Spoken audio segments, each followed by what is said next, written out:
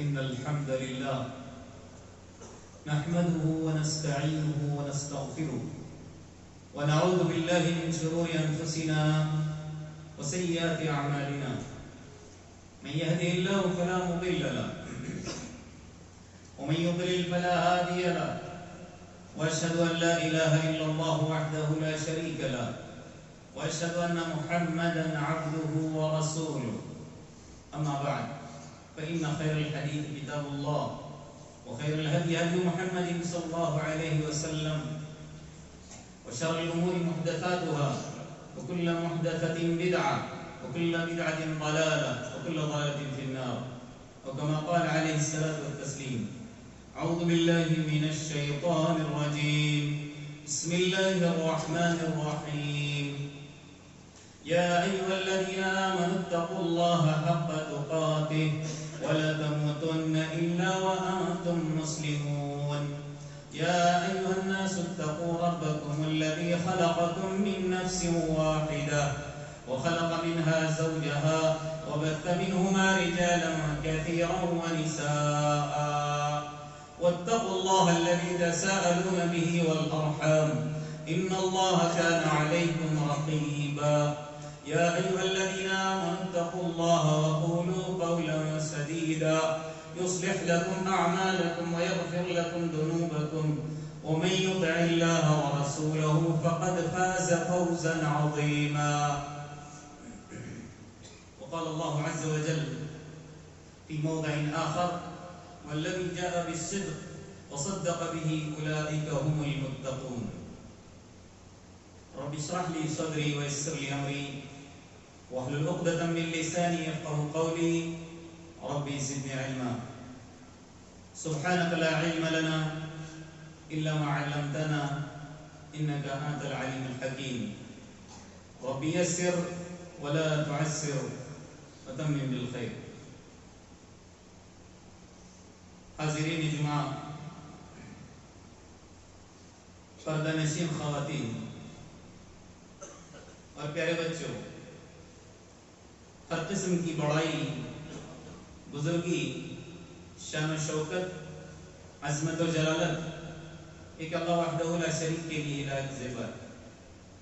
بعدہ درود ہو، سلام ہو تمام انبیاء علیہ السلام پر، خصوصاً سارے نبیوں کے سردار حضرت محمد صلی اللہ علیہ وسلم پر، آپ کے اصحاب، تابعین اور تبع تابعین پر۔ اس مختصر سی حمد اور درود کے بعد میں نے آپ حضرات کے سامنے سورہ زمر کی ایک آیت بطور عنوان پیش کی۔ عنوان بتانے سے پہلے اس آیت کریمہ کا ترجمہ میں آپ کے سامنے کر لوں، بات آپ کے سمجھ میں انشاءاللہ آ جائے گی۔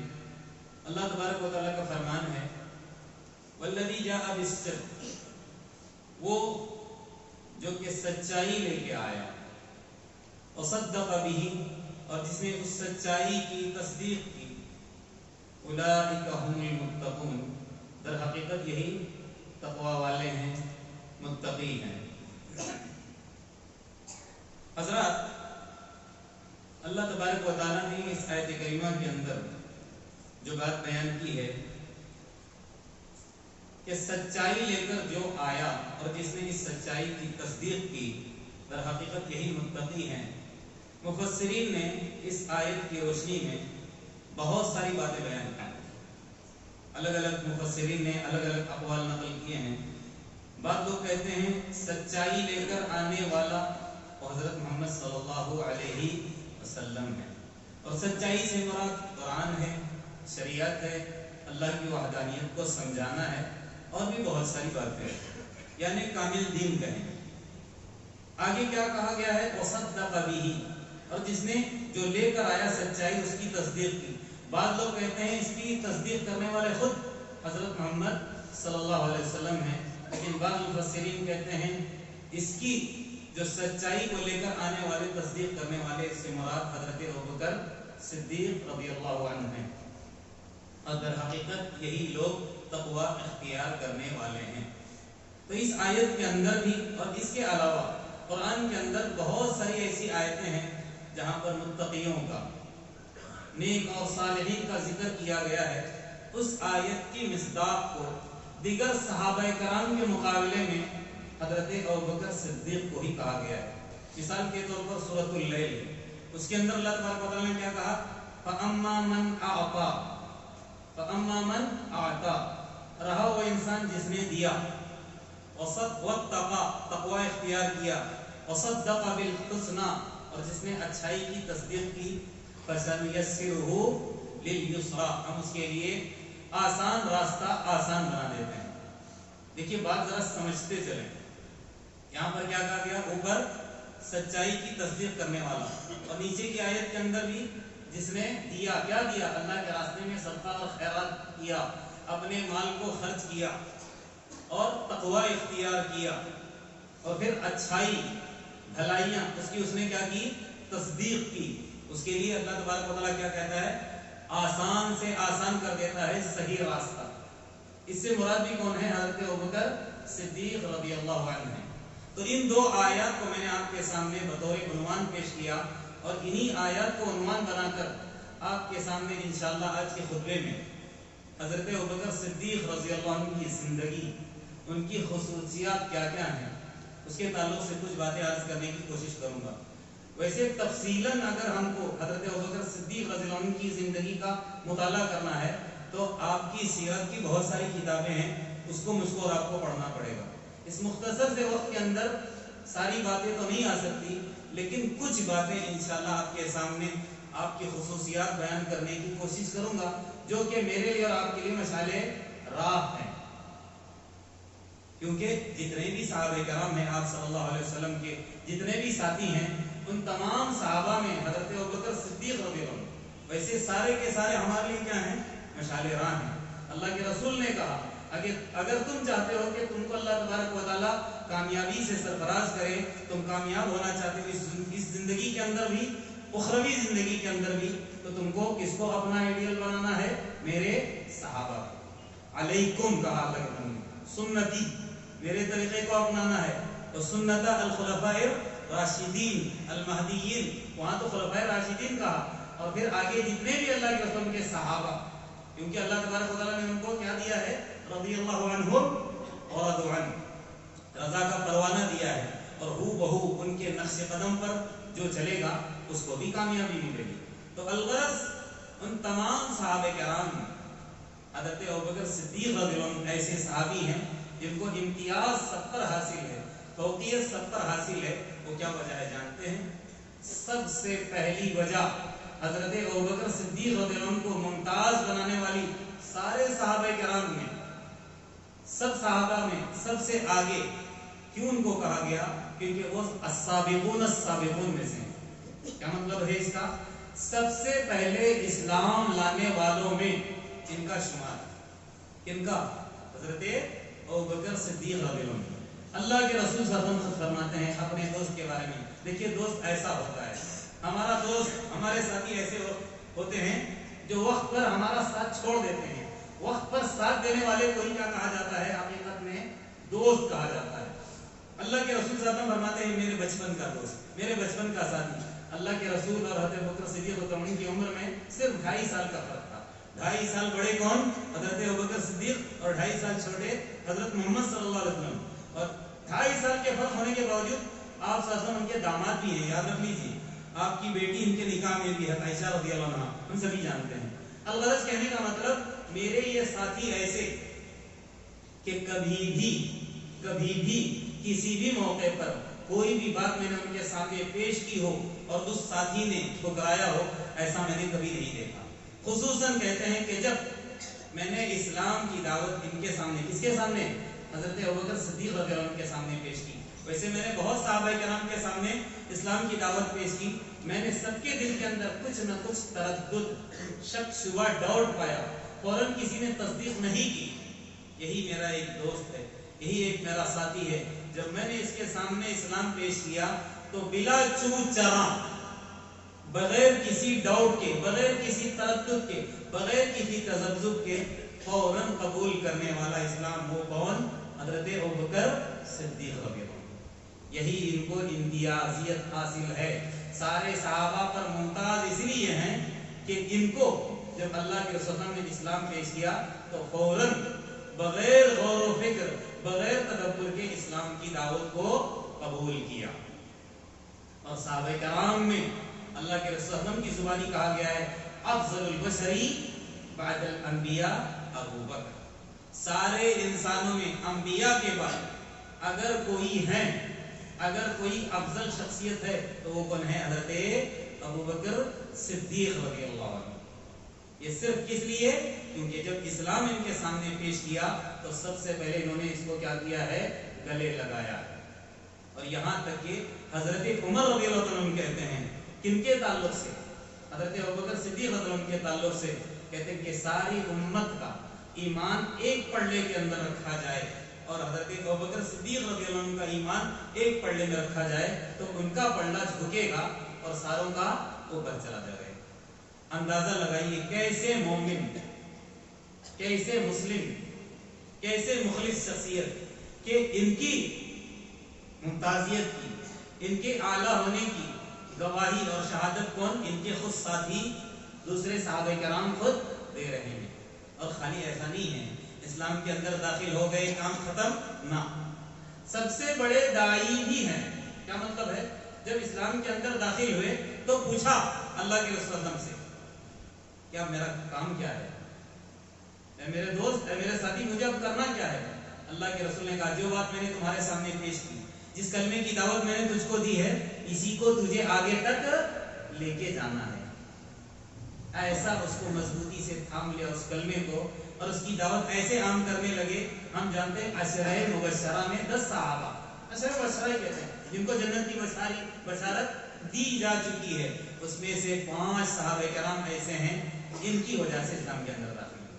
مثال کے طور پر حضرت عثمان رضی اللہ عنہ، ابو عبیدہ بن جراح، زبیر بن عوام، طلحہ، سعد بن وقاص، 5 سے 6 صحابہ ان کی وجہ سے اسلام کے اندر داخل ہوئے اور جن کو کیا دنیا کے اندر بشارت ملی؟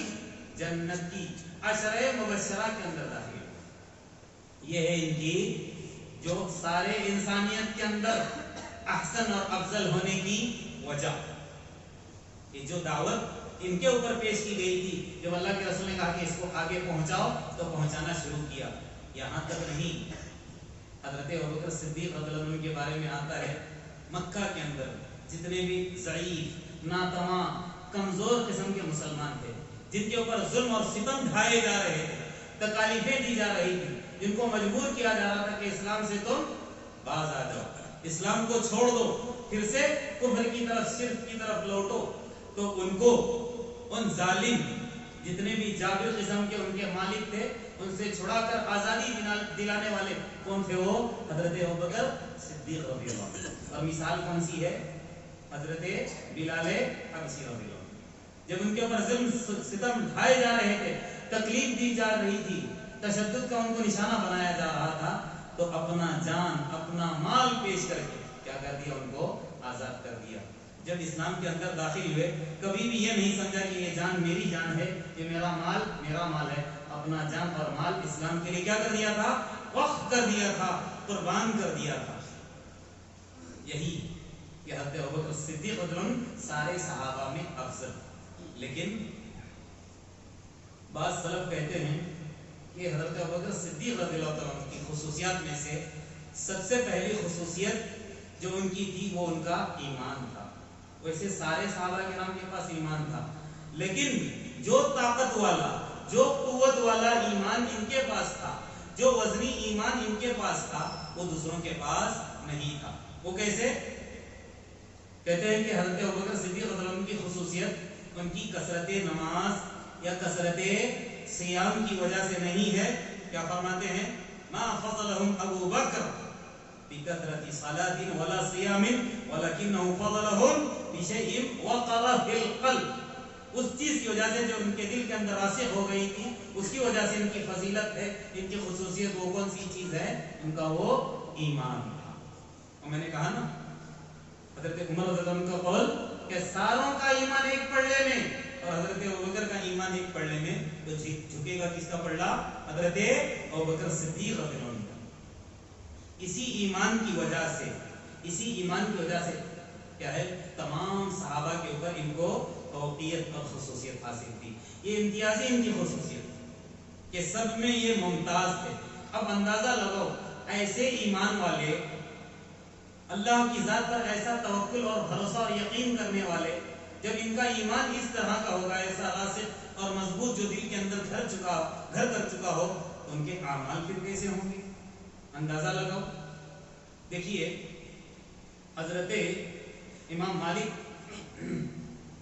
رحمۃ اللہ علیہ، ان کا ایک مقولہ ہے، قول ہے، وہ کہتے ہیں کہ اللہ تبارک و تعالیٰ نے ان اللہ قسم الاعمال بین عبادہ کما قسم الارزاق بینہم. اللہ تبارک و تعالیٰ نے اپنے بندوں کے بیچ میں، ذرا دھیان سے سنیں، اپنے بندوں کے بیچ میں کیا کیا ہے؟ قسم الاعمال، اعمال کو تقسیم کیا ہے. کما قسم الارزاق، جیسا کہ روزی کو تقسیم کیا ہے اپنے بندوں کے بیچ میں. کیا مطلب ہے؟ کوئی زیادہ پیسے والا، کوئی کم پیسے والا، کوئی معتدل درمیانی ہوتا ہے. اس میں ہوتی ہے مال کے اعتبار سے، اعمال کے اعتبار سے بھی اللہ تبارک و تعالیٰ نے تقسیم کیا ہے. کیا مطلب ہے؟ کوئی بہت زیادہ نوافل نماز پڑھنے والا ہوتا ہے، کسی کے اندر اللہ کے راستے میں صدقہ خیرات کرنے کی صفت زیادہ ہوتی ہے، اور کسی کے اندر نوافل نماز پڑھنے کی صفت زیادہ ہوتی ہے. یعنی کہ سارے کے سارے یکجا سارے اعمال ایک ساتھ کرتے نہیں ہے، اللہ ماشاءاللہ. ورنہ کسی کو نماز کے اندر شوق ہے، تو کسی کو روزوں کے اندر شوق ہے، تو کسی کو صدقہ خیرات کے اندر، کسی کو قرآن کی تلاوت. آپ دیکھتے ہو بعض لوگ ایسے کونے میں بیٹھ کر اکثر تلاوت، پوچھنے پر نا الحمدللہ مجھے قرآن پڑھنے کا بڑا شوق ہے. بعض لوگ نوافل پڑھتے رہتے ہیں، پوچھنے پر. دیکھیے کل قیامت کے دن اگر ہمارے فرائض کے اندر کمی ہوگی تو نوافل کے ذریعے سے اللہ پور کرے گا. اس لیے میں چاہتا ہوں یہ نوافل مجھے کام دے. الغرض سارے اعمال یکجا کامل طور پر کسی کے پاس نہیں رہتے. لیکن یہ ایک ایسی شخصیت، ذرا اس حدیث سے اندازہ لگائیں، جس کے پاس ایسا ایمان ہوگا نا، تو ظاہر سی بات ہے اعمال بھی ہر طرح کے اسی کے پاس ہو سکتے ہیں نا. ایک مرتبہ اللہ کے رسول صلی اللہ علیہ وسلم نے، ایسے جیسے آپ لوگ بیٹھے، اللہ کے رسول نے ایسے ہی مجلس کے اندر سوال کیا. دیکھیے کوئی بھی گوشہ چھوڑنے والے نہیں تھے. کون؟ حضرت ابوبکر صدیق رضی اللہ عنہ. اعمال کے تعلق سے کہ کوئی بھی اعمال ہمارے سامنے کرنے کا موقع ملے اور اس کو میں نہ کروں، ایسا ممکن نہیں ہے. کوشش کرتے کبھی بھی کیسا بھی اچھے عمل کا موقع ملے فوراً وہ کر گزرتے تھے. کون؟ اس کی بات چل رہی ہے حضرت ابوبکر صدیق رضی اللہ عنہ. ایک مرتبہ اللہ کے رسول نے پوچھا، کیا سوال کیا؟ دیکھیں میں نے کیا کہا تھا ابھی حضرت مالک رحمۃ اللہ علیہ کا مقولہ کہ اللہ تبارک و تعالیٰ نے اپنے بندوں کے بیچ میں اعمال کو تقسیم کیا ہے. سب کے ساتھ سب کے پاس ایک طرح کے سارے اعمال نہیں رہتے. لیکن یہ ذرا سنیے ان کے بارے میں، کون؟ ان کی خصوصیت. ایک مرتبہ اللہ کے رسول نے پوچھا، من اصبح منکم الیوم صائما. سوال کیا کیا اپنے صحابہ میں، آج تم میں جتنے میرے دوست ہو ساتھی، آج روزے دار کون ہے؟ کس نے روزہ رکھا ہے؟ سب سے پہلے ہاتھ اٹھانے والے کون؟ حضرت ابوبکر صدیق رضی اللہ عنہ. ہو سکتا ان کے پاس ان کے ساتھ کوئی ایک آدھ اور صحابہ ہاتھ اٹھائے ہوں. یہ تو روزے کے تعلق سے ہوا. فوراً دوسرا سوال اللہ کے رسول کر بیٹھے کہ آج تم میں بیمار کی عیادت کرنے والا کون؟ کسی بیمار کی عیادت کی ہو؟ تو وہاں پر سب نے ہاتھ نہیں اٹھایا.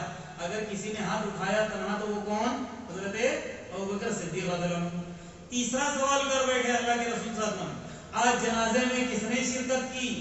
وہاں پر بھی ہاتھ اٹھانے والے کون؟ حضرت ابوبکر صدیق رضی اللہ عنہ. پھر چوتھا سوال اللہ کے رسول صلی اللہ علیہ وسلم نے فوراً کیا کہ آج کسی غریب کو 2 لقمے کس نے کھلائے؟ کسی غریب کو کھانا کس نے کھلایا؟ وہاں پر بھی ہاتھ کس کا اٹھا؟ حضرت ابوبکر صدیق رضی اللہ عنہ. یہ تو 4 ہیں، نہ جانے کتنے اعمال اس دن کیے ہوں گے. 4 سوال ہیں، چاروں سوالات کے جوابات دینے والے کون تھے؟ حضرت ابوبکر صدیق رضی اللہ عنہ.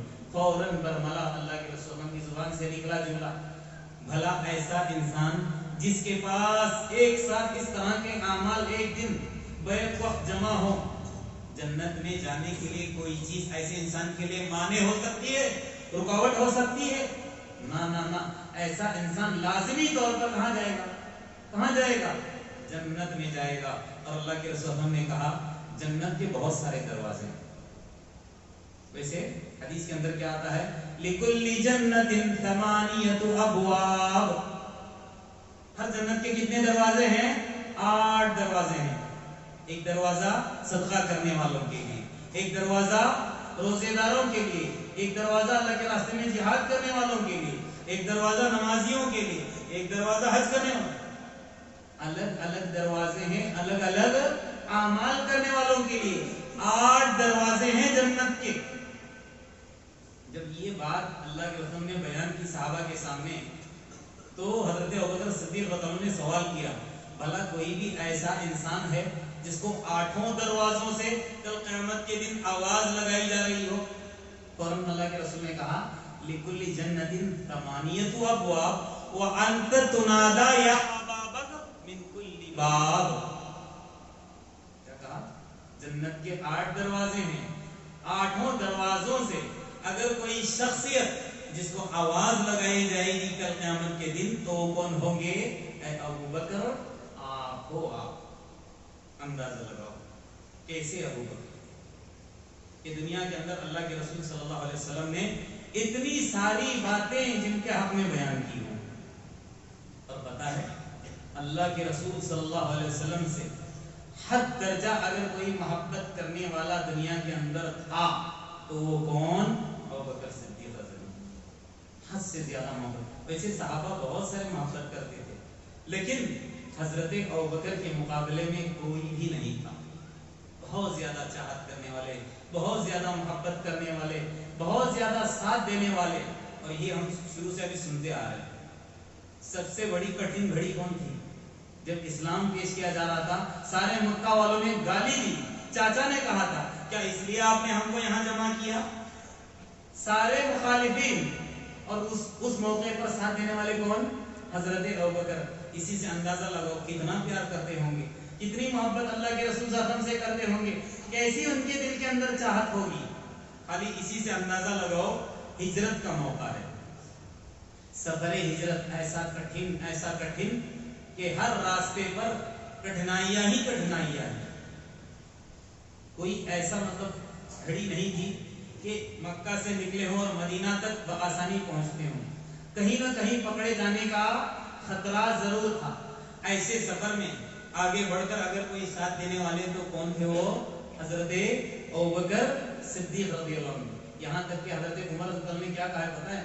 اے عمر، وہ ایک رات مجھ کو دے دو جو رات تم نے اللہ کے رسول کے ساتھ مکہ سے مدینہ جاتے ہوئے ہجرت میں ساتھ دیا تھا، وہ رات مجھے ایک دے دو اور میری ساری زندگی کے عمل تم رکھ لو۔ اندازہ لگو کتنی قیمتی بات ہوگی وہ، کہ جس رات کون؟ حضرت ابوبکر اللہ کے رسول کو ساتھ لے کر چلے ہیں۔ جب غار ثور میں پہنچے ہیں، اللہ کے رسول صلی اللہ علیہ وسلم کے ساتھ حضرت ابوبکر صدیق رضی اللہ عنہ سارے غار کو صاف کیا اور پھر اللہ کے رسول سے کہا کہ آپ یہاں آرام فرمائیے۔ ایک خالی سوراخ تھا، کہاں؟ غار کے اندر۔ ڈر تھا کہیں وہاں سے کوئی چیز آ کر حضرت ابوبکر صدیق یا اللہ کے رسول کو ڈس نہ لے، اور خصوصاً ان کے دل کے اندر کیا تھا کہ میرے نبی کو کوئی چیز کاٹ نہ لے، کوئی بچھو ہو یا سانپ ہو تو وہاں پر اپنا پیر یا اپنا ہاتھ یا اپنی انگلی وہاں پر رکھ دی اس سوراخ کے اندر، اور اللہ کے رسول کو اپنی گود میں سلا دیا۔ باوجود یہ کہ خطرہ تھا کہ کوئی چیز ڈسے گی، ڈنک مارے گی، تو تھوڑی دیر میں ہوا کیا؟ بچھو نے ڈنک مار دی۔ ایسی زور کی تکلیف ہو رہی تھی، لیکن اللہ کے رسول صلی اللہ علیہ وسلم کا سر مبارک آپ کی گود میں تھا۔ اگر میں کراہوں گا، آواز نکالوں گا تو میرے نبی جاگ جائیں گے، اس لیے برداشت کرتے رہے۔ جب برداشت بہت زیادہ ہو چکا، تکلیف بڑھتے چلی گئی، آواز نہیں نکالی، مارے درد کے آنکھ سے کیا ہوا؟ آنسو کا ایک قطرہ آپ کی رخسار پر، کس کے؟ اللہ کے رسول کے رخسار پر گر گیا، تو اللہ کے رسول جاگ گئے۔ پوچھا کیا؟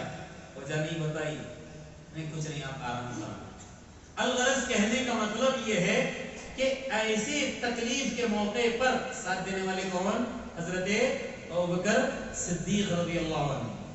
اور پھر تھوڑی دیر میں کیا ہوا؟ دشمن پیچھا کرتے کرتے کار کے اوپر پہنچ گئے، نگاہ پہنچی کس کی؟ حضرت ابوبکر صدیق کی. کیا کہنے لگے؟ اللہ کے رسول دشمن اوپر پہنچ چکے ہیں، اگر قدموں کے تحت دیکھ لیں نیچے تو میں اور آپ پکڑے جائیں گے، ہم دو ہیں، کیا ہوگا ہمارا معاملہ؟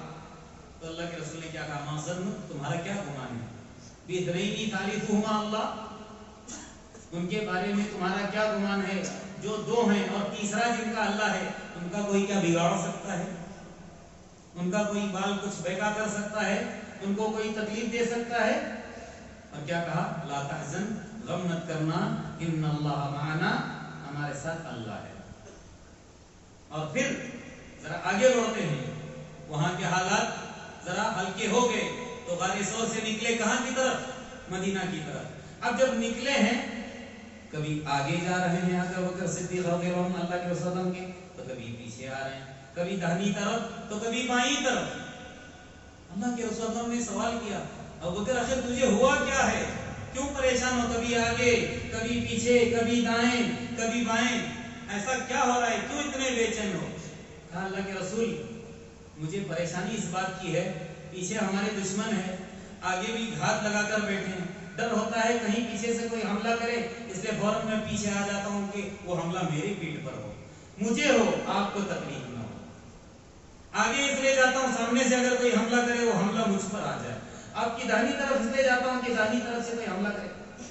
یہ ہیں ابو بکر صدیق رضی اللہ عنہ. اس لیے اللہ کے رسول نے اپنی زبان سے ایک جملہ، بہت ہی مشہور جملہ ادا کیا ہے، ہم سبھی جانتے ہیں. وہ کون سا جملہ ہے؟ اللہ کے رسول صلی اللہ علیہ وسلم نے کہا تھا کہ جتنے بھی میرے صحابہ 1,24,000 کی تعداد میں یا جتنے بھی رہے ہوں، سب کے احسان کا بدلہ میں نے دنیا کے اندر کیا کر دیا ہے؟ چکا دیا ہے. یہی ایک میرا دوست ہے ابو بکر صدیق رضی اللہ عنہ، کل روز قیامت اللہ تبارک و تعالیٰ میری طرف سے ان کے احسانوں کا بدلہ چکائے گا، کیونکہ میں نے دنیا کے اندر ان کے احسان کا بدلہ نہیں چکایا اور چکا نہیں پایا. اتنی میرے اندر بساط اور طاقت نہیں تھی کہ میں اس دوست کے قرضوں کا بدلہ ادا کر سکوں، اس کے احسان کا بدلہ ادا کر سکوں. اور یہی ابو بکر ہے. پتہ ہے اس امت تک آج جو ہم تک اسلام پہنچا ہے نا، ایسے ہی نہیں پہنچا ہے. بہت اس نے تھپیڑے کھائے ہیں، بہت اسلام کے اوپر حالات آئے ہیں.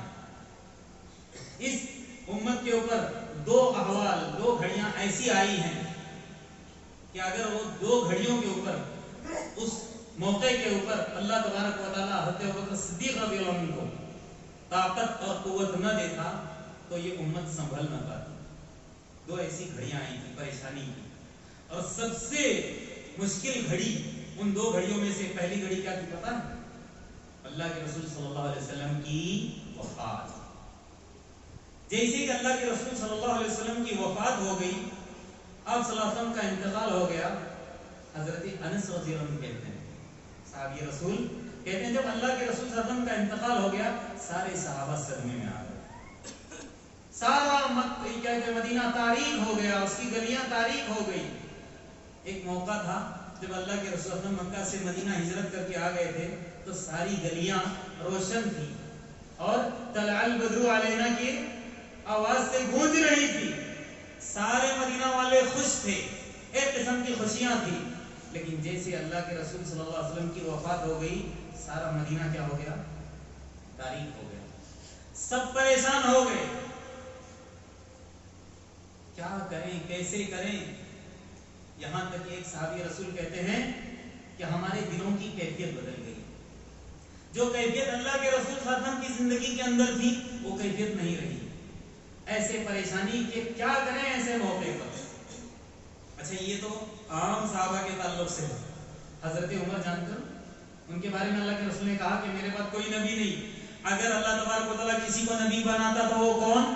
حضرت عمر. یہ بے قابو ہو گئے، تلوار نیام سے نکال کر گھوم رہے پھر رہے.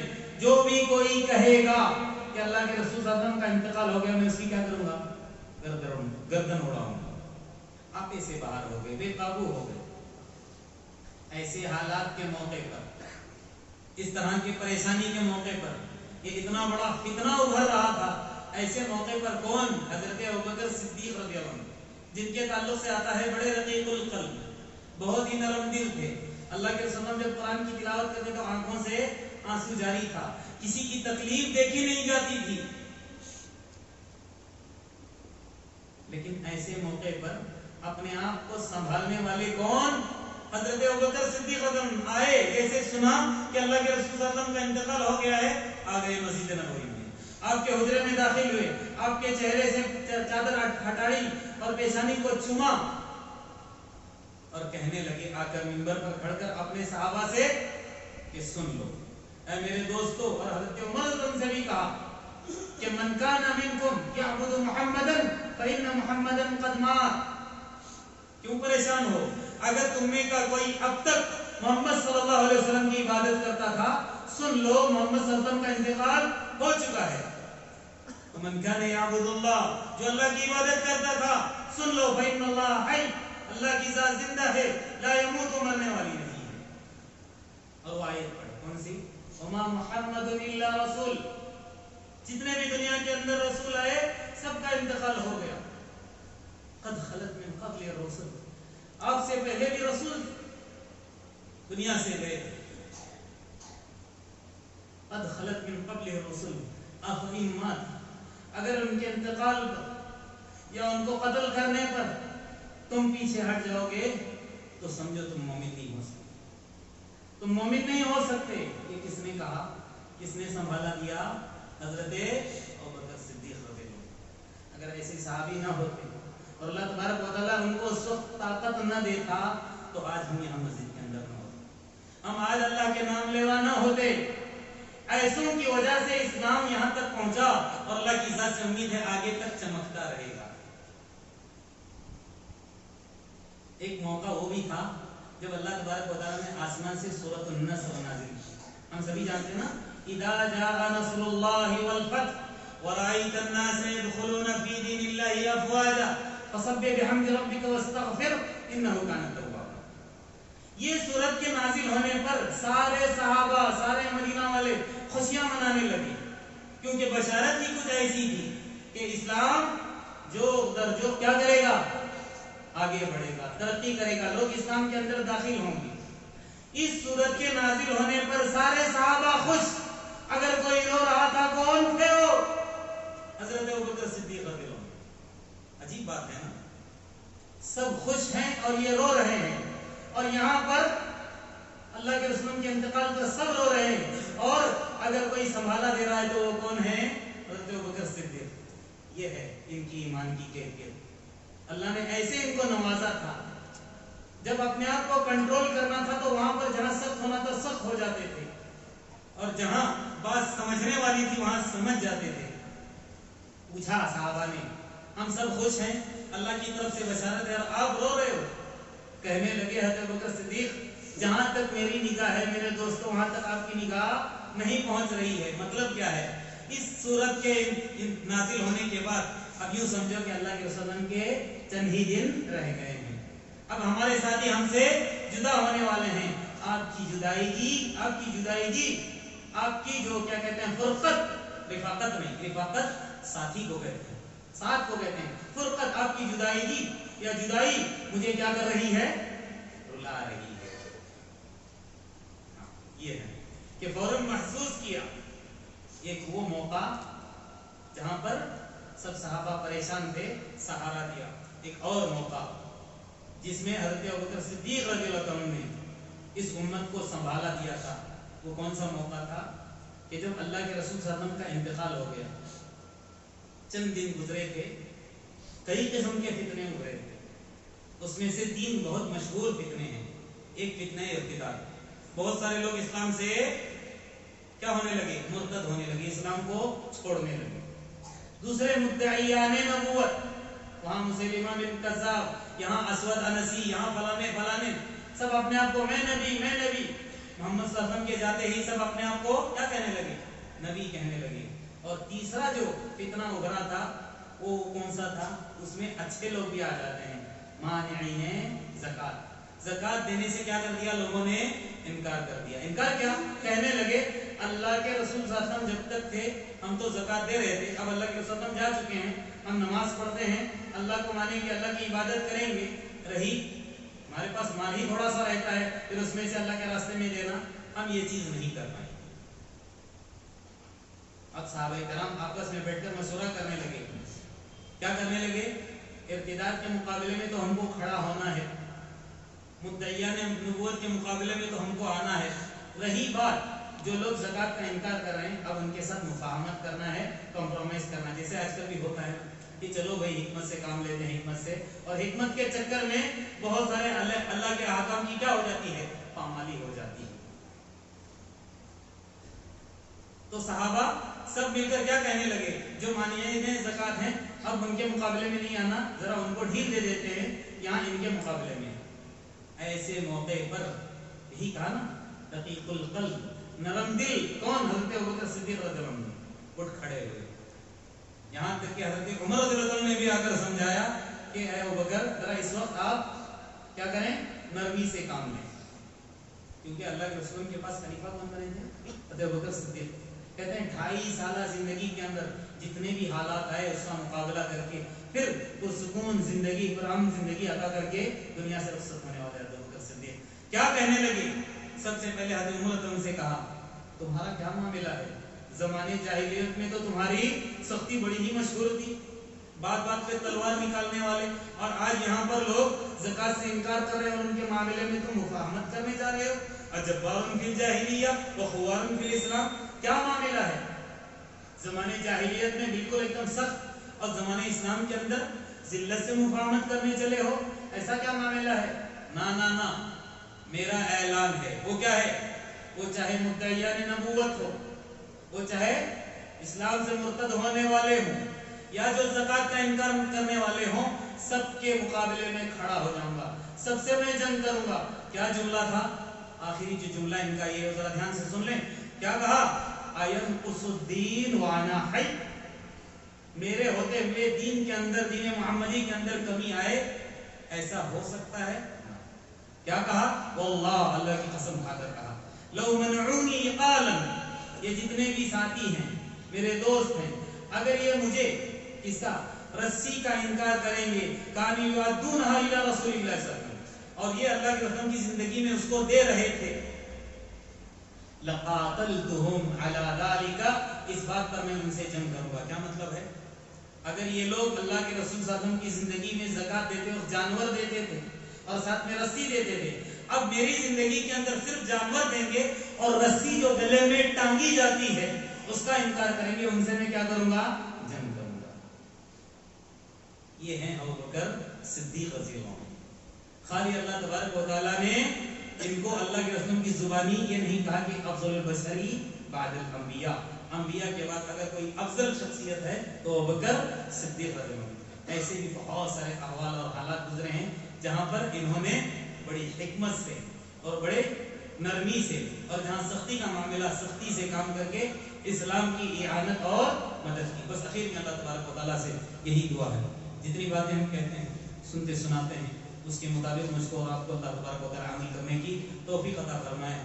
اللہ تبارک و تعالیٰ مجھ کو اور آپ کو آپ صلی اللہ علیہ وسلم کی زندگی کے مطابق زندگی گزارنے والا، آپ کے صحابہ کی زندگی کے مطابق زندگی گزارنے والا، خصوصاً حضرت ابوبکر صدیق رضی اللہ عنہ کی زندگی کو اسوہ بنا کر، نمونہ بنا کر زندگی گزارنے کی توفیق عطا فرمائے۔